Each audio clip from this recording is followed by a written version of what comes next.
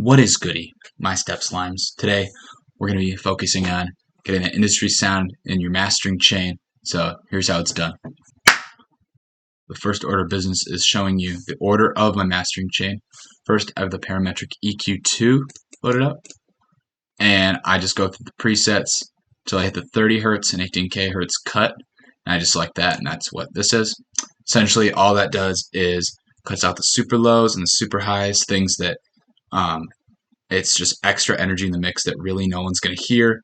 99.995% of speakers can't emulate that sound, so what's the point in having it in there? You're making this for the general user. So that's why we do that. Next, I add Maximus, and all I'm doing with Maximus is I use the low, medium, and high different bands.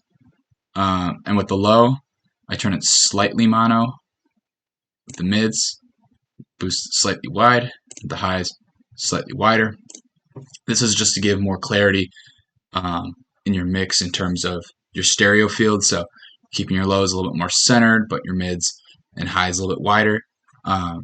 You don't want to completely, like with the low, completely crank that all the way, because if you crank your lows completely mono, what you're going to do, if you check out the bands, if you check out the bands here, not only are you going to take that bass and everything, but your low mids and like your melodies are also going to become mono, and you don't want that. So keeping things slightly stereoized in those really low regions is always good.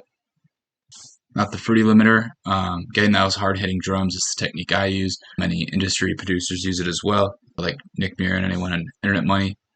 They turn your attack, release, sustain all the way down, and then they adjust the ceiling accordingly until they hear like too much distortion, and they back it off a little bit. You technically could achieve this with a saw clipper as well, but I really like the control that fruity limiter gives me, so I'll show you how I do that.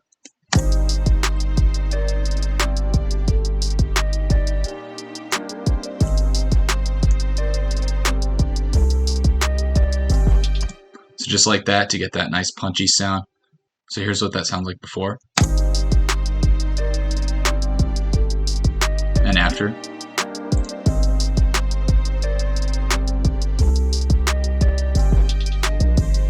So that distortion just kind of fills it out a little bit, makes it more punchy. And then I add the second limiter just to bring it up. All I use with the second one is the gain knob, and that's just to bring it up to about 0. And then soft clipper, I just add at the end to make sure I'm not clipping. And yeah, those are all the parts of the chain to get you those hard-hitting drums that sound crisp and clean.